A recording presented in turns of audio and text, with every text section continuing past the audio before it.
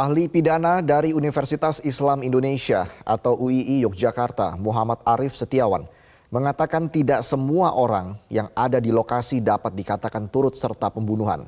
Orang yang ada di lokasi bisa dikatakan turut serta pembunuhan juga memiliki kesepahaman dengan orang lain yang ada di lokasi tersebut untuk terjadinya sebuah tindak kejahatan atau meeting of mind.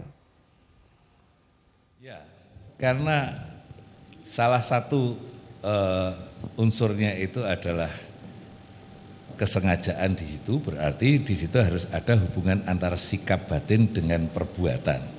Sikap batinnya itu apa? Apakah untuk mewujudkan satu perbuatan? Kalau itu sesuai dan perbuatannya itu ditujukan untuk menghilangkan nyawa orang lain atau ditujukan untuk mengambil barang orang lain secara melawan hukum, itu pencurian misalnya, maka yang disebut kesepakatan itu adalah kesepakatan untuk mewujudkan delik.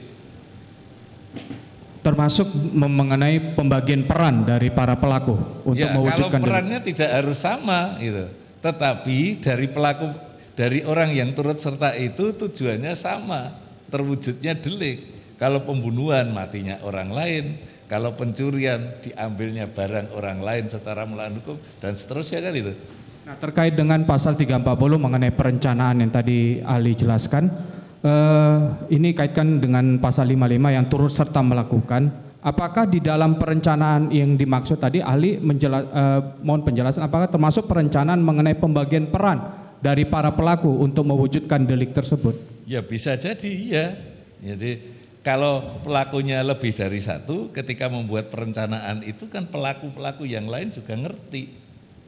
Dan semuanya mengambil pelaksanaan itu dengan tenang, ketika membuat keputusannya tenang, ketika membuat perencanaan juga tenang, itu kan tadi di situ untuk semua pelaku. Jadi terkait dengan 340, para pelaku itu harus terlebih dahulu tahu mengenai peran masing-masing untuk mewujudkan delik tersebut. Iya.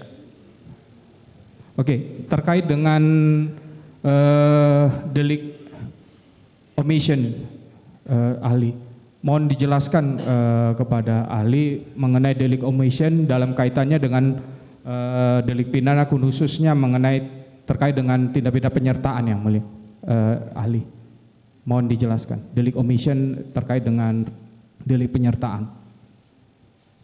Ya, kalau penyertaan berkaitan dengan delik tanpa berbuat itu tadi, berarti kan kalau dalam bentuknya turut serta dan itu bentuk deliknya adalah kesengajaan, berarti kesengajaan untuk tidak melakukan sesuatu itu harus ada sikap batinnya untuk melakukan itu terlebih dahulu, dan itu sesuatu yang sulit untuk